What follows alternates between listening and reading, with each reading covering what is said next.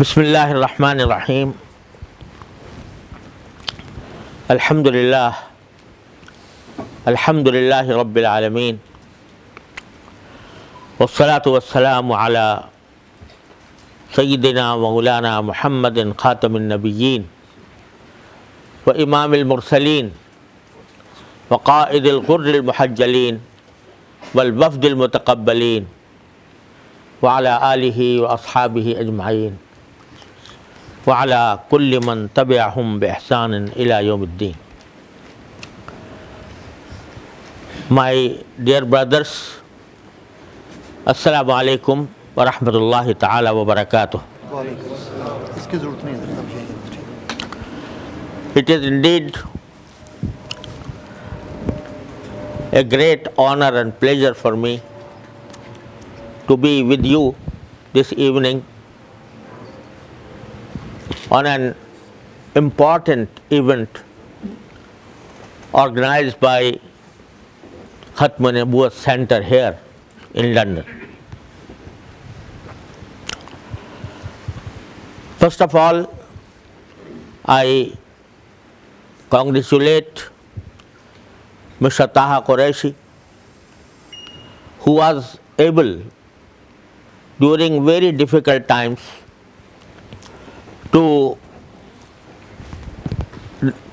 continue his work through this Khatm Nabuwat Center and settle very delicate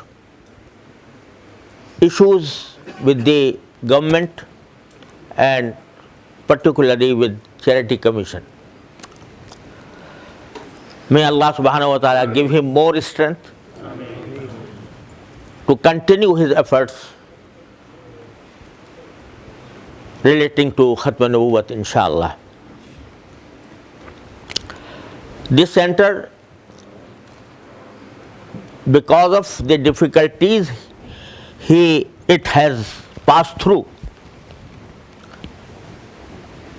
some people felt that it has become obsolete. But alhamdulillah, with Allah's grace, the misconceptions have been removed, and this time the center is in full form to continue or resume its activities to advance the cause of Khatm Nabuwat.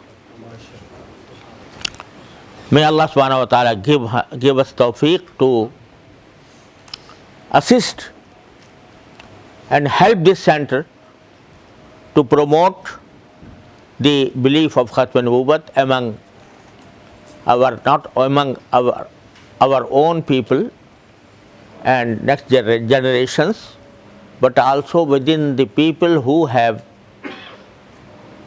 some misunderstanding about the belief of Khatm Nabuwat.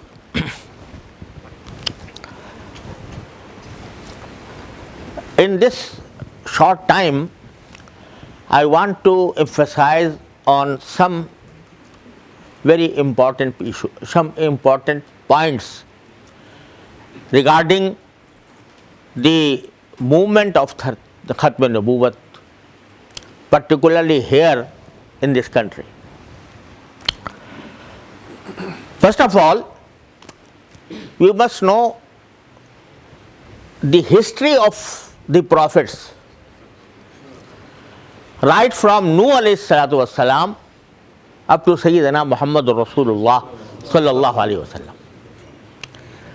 If you go through the history, you will find that at the outset, prophets were sent not to promulgate some laws, but only to develop the humanity, develop the human beings, right? Like Hazrat Adam alayhi salatu wassalam, Hazrat Shees alayhi salatu wassalam. They were sent not to preach among the non-Muslims and preach them to come to Islam. Instead, they were sent to give their attention to raise the population of human beings here. So therefore, they had no particular Sharia at that time. Some partial rules were promulgated, but not a Sharia as a Sharia. The first person or first prophet that came after them who brought a Sharia was Nuh alayhi salatu wasalam. And therefore, the Holy Quran says, Inna awhayna ilayka kama awhayna ala Nuhin wa nabiyyina min ba'di. Which means that Allah subhanahu wa ta'ala addresses the Holy Prophet sallallahu alaihi wasallam by saying that we have revealed to you the revelation of Quran as we have revealed to Nuh alayhi salam and the prophets after him. So therefore, here Allah subhanahu wa ta'ala did not mention Adam alayhi salam, did not mention Isa alayhi salam, because they were prophets of increasing the number of human beings and how to live in this world. There was not a particular Sharia that was promulgated through them. After Nuh alayhi salam, if you research, if you study the history of the prophets from Nuh alayhi salam up to Sayyidina Muhammadur Rasulullah sallallahu alayhi wasallam, you will find that the prophet used to come at a time when the region of nature, that is Islam, was totally distorted. For example, they were sent when there were idol worship. Idol worshippers were rampant in the society, and probably not a single person used to believe in Tawheed. So prophet was sent to preach the people to and invite the people to the belief of Tawheed. After a prophet came, the community in each case was divided into two groups. One group is that has believed or submitted to the prophet. This is what we call Muslim. And the group that disbelieved that prophet, and because of disbelief he is declared as kafir or non-Muslim throughout the history. So if you find Muhammad Rasulullah sallallahu alaihi wasallam, then there was always a situation that when a prophet came, whenever a prophet came, he invited to Tawheed. Some a considerable number believed in Tawheed, and then sometimes all the community believed in Tawheed, as the community of Hazrat Nuh alayhi salam. But gradually they went astray and started worship of idols. Then came another prophet to constrain, to bring them back to the original concept of Tawheed. This was the history of the prophet. So here we may understand 2 points from here. One is that prophet is sent at a time when all the community was disbelievers. He invites the people to return to the original concept of Tawheed. This is first point. The second point is that the prophet always divided the community into two groups, one Muslim and one non-Muslim. It cannot be found throughout the history that a prophet comes at a time when the Muslims of Tawheed are the majority of claimant of Islam. You know, if the believers in Tawheed were in billions, then there was no need to any prophet, any other prophet. And the second point is that if someone comes as a prophet and claims to be prophet, then of course those who believe in that prophet and those disbelieve in the prophet cannot be termed as a single religion. There will always be a difference between the two. So therefore, Allah subhanahu wa ta'ala, through His wisdom, has sent prophet, a chain of prophet, right from Nuh alayhi salatu wasalam to Rasulullah, Sayyiduna Muhammadur Rasulullah sallallahu alayhi wasallam, to establish the belief of Tawheed in a particular nation. And alhamdulillah, when Rasulullah sallallahu alayhi wasallam came and propagated or preached Islam, the Tawheed, he was not given only the concept of Tawheed, but he has given a complete set of Sharia, complete jurisprudence.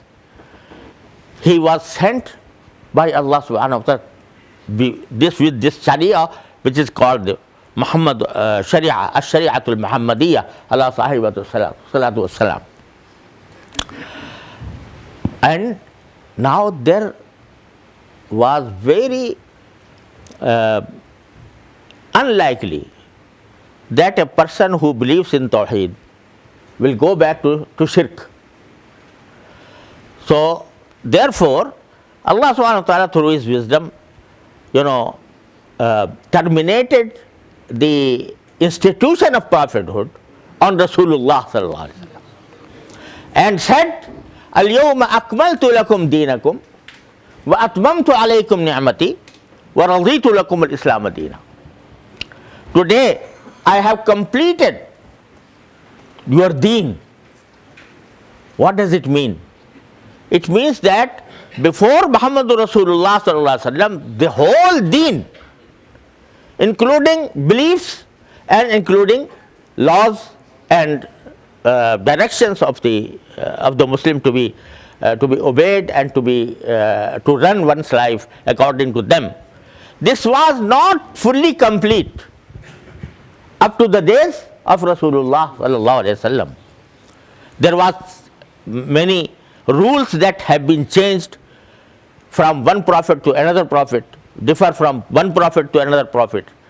But Allah subhanahu wa ta'ala says, "Al-yawma akmaltu lakum deenakum." Today I have completed your deen, which means that whatever ahkam Rasulullah sallallahu alaihi wasallam has brought, they will be in force forever up to the Yawm al-Qiyamah.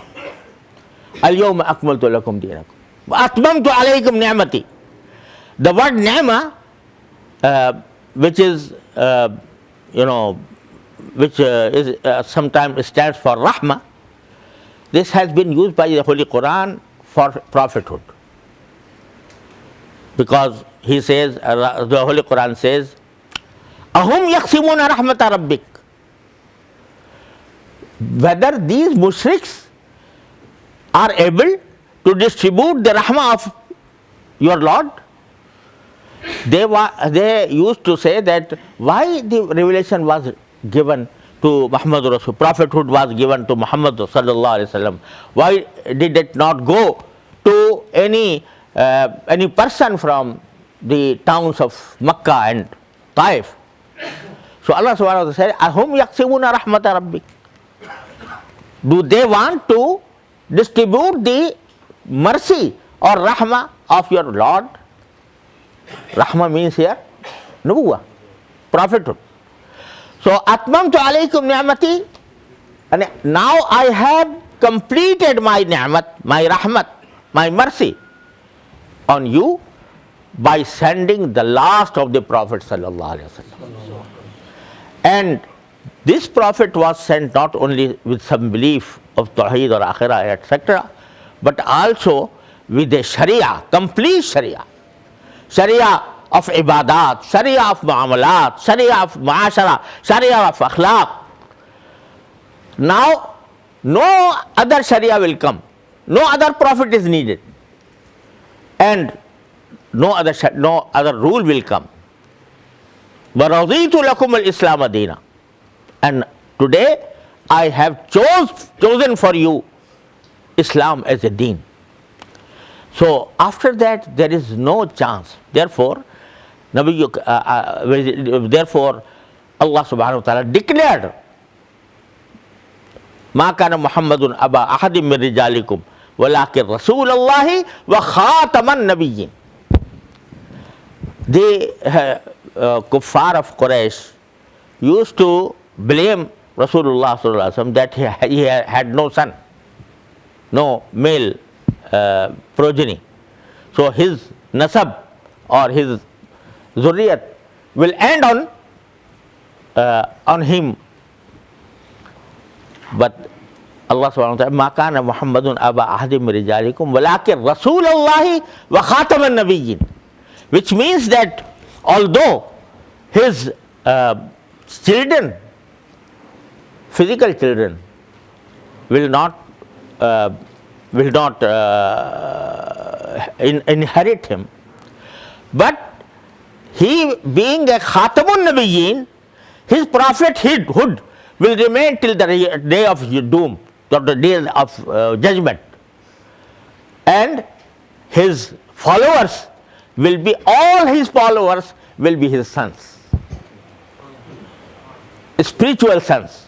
وَلَكِنْ رَسُولَ اللَّهِ وَخَاتَمَ النَّبِيِّينَ. Therefore, this concept of the Holy Quran, of this history of the Prophet, therefore Rasulullah sallallahu alaihi wasallam said, أَنَا خَاتَمُ النَّبِيِّينَ وَلَا نَبِيَّ بَعْدِي. I am the last of the prophets and there is no prophet after me. And now, when Allah subhanahu wa ta'ala had said in explicit words that Khatamun Nabiyyin, which means upon whom the prophethood has ended. Now comes the ta'wil or misinterpretation by Qadiyanis. They say that Khatam also means in Arabic language as stamp. So Khatamun Nabiyyin means that Rasulullah sallallahu alaihi wasallam has a stamp to declare certain prophets after him. Khatamun Nabiyyin. So his Khatam means a stamp.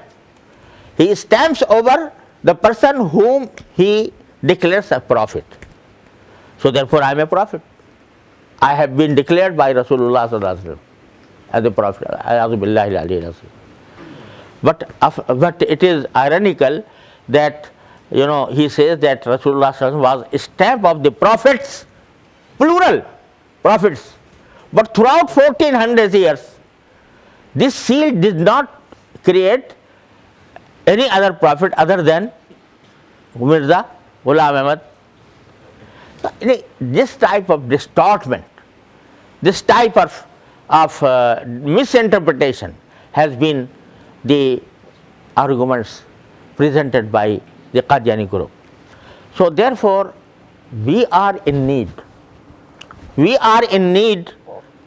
to remove the confusion between our generations, our children, our next generation, that all such interpretations presented by Mirza Ghulam Ahmad Qadiani or his followers, these interpretations are distortion of the Holy Quran, distortion of the ahadith. Like there was a female, her name was Sajah. He also claimed that I am a prophet. She said, I am a prophet. In the days of Musaylama Kazzab, when the people said, Rasulullah Sallallahu Alaihi Wasallam has declared that there is no Nabi after me, La Nabiyya Ba'di. So he said, Nabi is a muscular gender. And he did not say La Nabiyyata Ba'di. So he has only denied the male prophet, but I am a female prophet. So this was the claim of Sajah. And it is very ironical that Musaylama and Sajah in the first time were, they were in clash with each other. But after some time, Musaylama married Sajah. And when it was asked, what is the mahr of this nikah? So Musaylama said, 2 prayers are forgiven for your ummah. So this type of ta'weels, this type of distortions have been from even from the days of Sahaba radiyallahu ta'ala anhu. No one said that those who are followers of Sajah or Musaylama are a sect of Muslims. Abadan. No one. They were declared by the whole ummah as non-Muslim.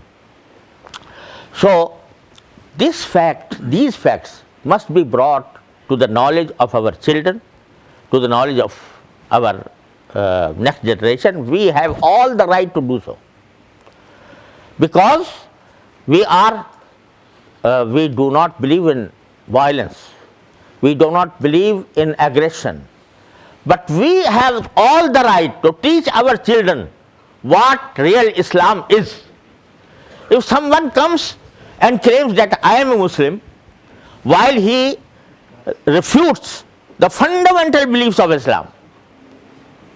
For example, sometimes people say that if a person declares himself to be a Muslim, he must admit that he is a Muslim. We have no right to say that you are not a Muslim. Or sometimes they argue on the basis of the ayah of the Holy Quran, وَلَا تَخُولُوا لِمَنْ أَلْقَى إِلَيْكُمُ السَّلَامَ لَسْتَ مُؤْمِنًا. Whoever gives you a salam, assalamu alaikum, don't say that he is not a mu'min.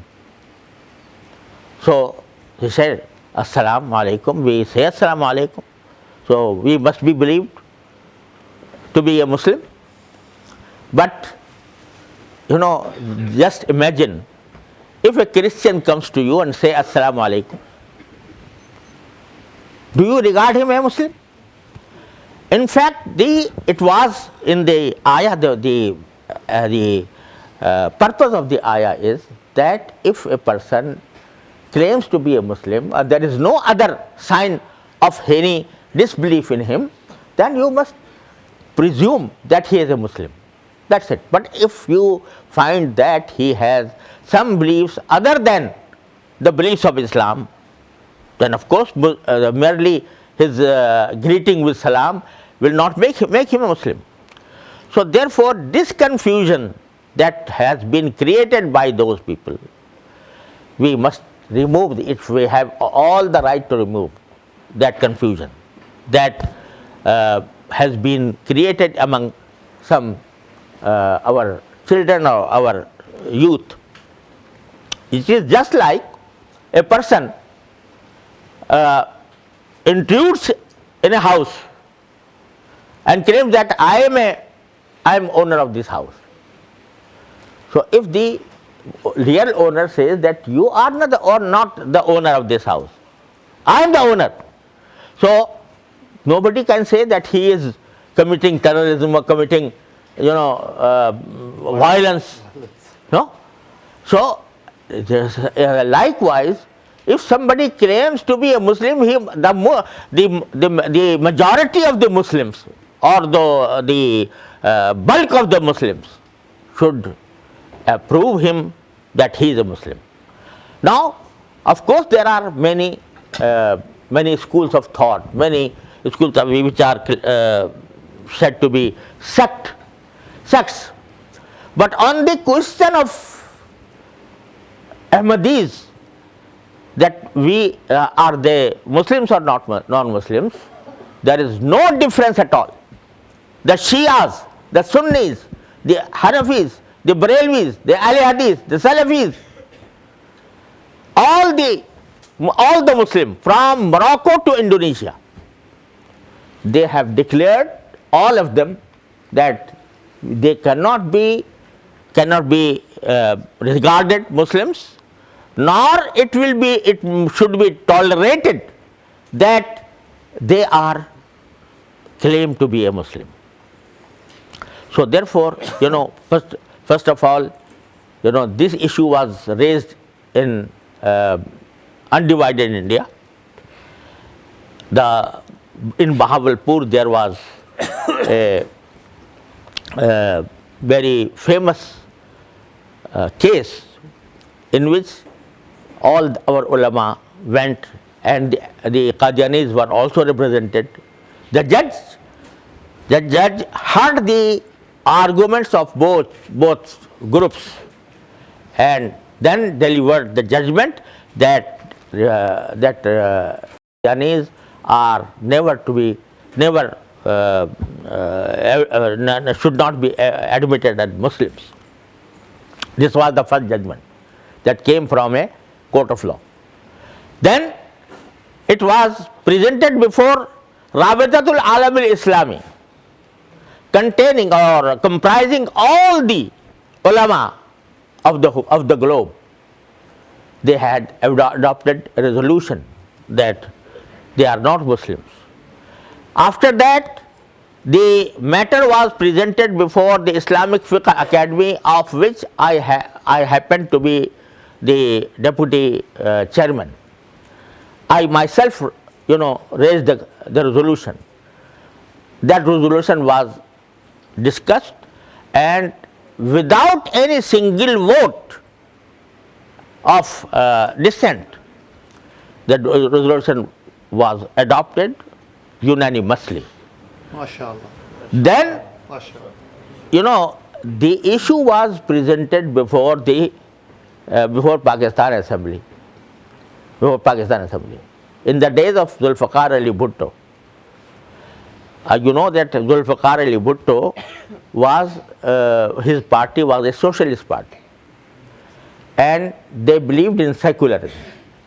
He was not a religious person, but he formed the whole assembly as a committee to decide, and where they Qadiyanis from both groups, Lahoris and Qadiyanis, they were invited to present their case. They have written a detailed report, both groups, detailed report, and they presented it among the assembly members. And one must know that in that assembly, the religious persons, that is ulama, or those belonging to ulama, the number of them was not more than 10 or 12. All others were secular. Whether belonging to People's Party, whether belonging to Muslim League, they were not religious people. They were not mullahs. They were not Maulvis. And the case was presented. They were fully provided opportunity to defend themselves. They presented a report. The report of Qadiani group was comprising 400 pages, almost 400 pages, and the report presented by Lahori group was also 200 or 300 pages. I don't remember the exact number of pages now. Then, Alhamdulillah, I had the honor of writing the report from on behalf of the Muslim, on behalf of the Maulana bin Nori, Hazrat Maulana Sayyid Yusuf bin Nori Sahab and Hazrat Maulana Mufti Mahmud Sahab suggested that I should write that report. So Alhamdulillah, I had the honor to report. We had prepared the report of 200 pages within 1 week. Within 1 week, it was audited, reviewed by the assembly members, and composed, and was published and bound within 1 week. 200 pages of book. So this report was then presented to the assembly. Then that was not enough. They were brought to the National Assembly. All the members were there to ask them questions, and they have been provided a full opportunity to defend themselves. The person who was asking him was Yahya Bakhtiyar, rahimahullah ta'ala. He also was not a religious man. He was an advocate and normally known as a secular person. He, cross-examined them and asked questions from them. That report is now published in 6 volumes or 7 volumes. But when the members of the parliament listened to the answers given by the leaders of both groups, I myself heard from a totally secular person saying that they are now fully exposed, Allahu Akbar. fully exposed, MashaAllah. and there is no possibility of regarding them as Muslims. So this was Pakistani Assembly's not resolution and a constitutional provision. And after that, every president, every prime minister is bound to take an oath in which he declares himself to believe in the finality of the prophethood of Muhammad sallallahu alaihi wasallam, and then every claimant to prophethood after him is an impostor. Allah. Now, when the Pakistani Assembly,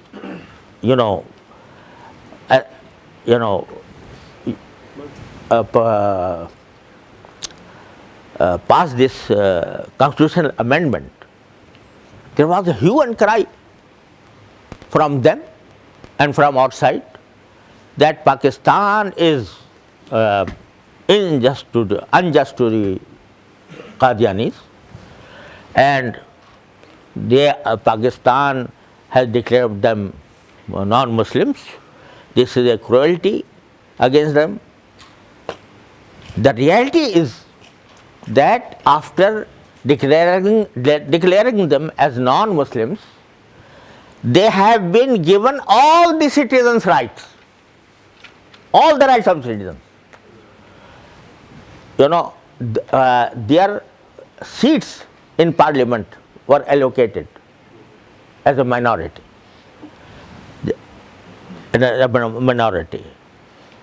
But and they have been given all civil rights that are enjoyed by any minority. But they themselves abstain from having seats in the assembly. They abstain from voting because they said, if we vote or if we contest elections, then we have to declare ourselves non-Muslim. So therefore, they themselves denied. Otherwise, still there is a chance for them to be the members of the assembly. Still there is a chance to contest elections, but with the seats of minorities and declaring themselves as non-Muslim, which is the universal reality. So now the propaganda that Pakistan is, persecuting Qadiyanis or Mirzais, this is totally wrong. Yes, there was some individual incidents in some parts of the country, but it cannot be attributed to the bulk of the community, bulk of the country, or to the constitution of the country, or the laws of the country. So this is the position. So we, alhamdulillah, we have a very good case, and therefore, as rightly pointed out by my brother Sakrani Sahab, that now we should not be fearful of anything. Alhamdulillah, the constitutional and legal position has been cleared totally. So one should not be have a fear that if I speak on Qadianism, I will be termed as terrorist or an extremist.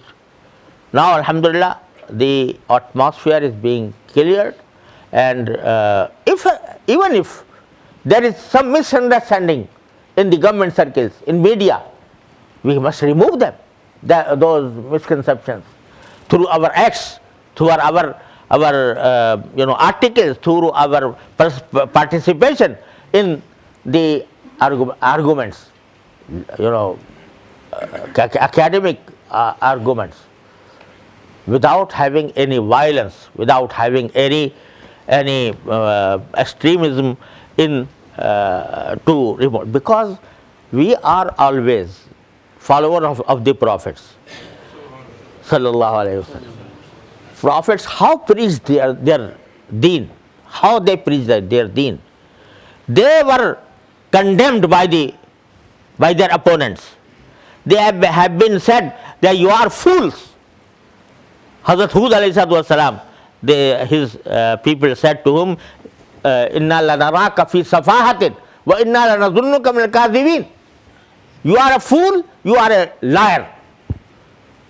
If someone calls us fool and liar, normally the emotional answer would be that you are liar, you are fool, your father is fool, your grandfather is fool.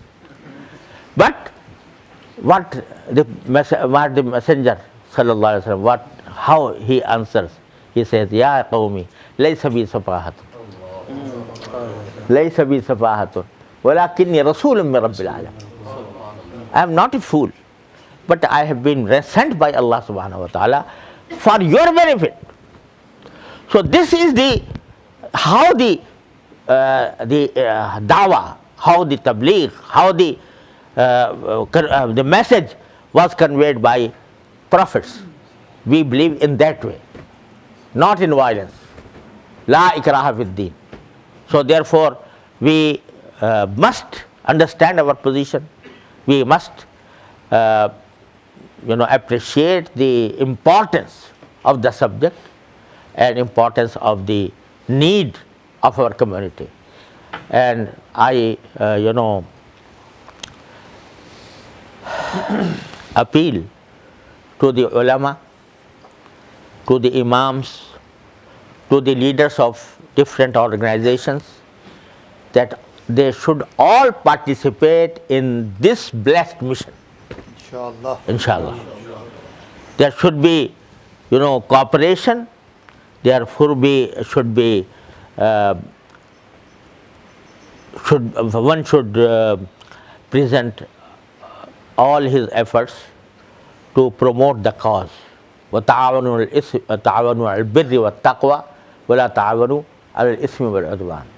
If the Muslim community decides that we will, inshallah, clear the minds of our youth, we will educate them peacefully inshallah, the message of Khatm Nubuwwat will reach each and every door, inshallah. Wa akhiru da'wana alhamdulillahi rabbil alamin.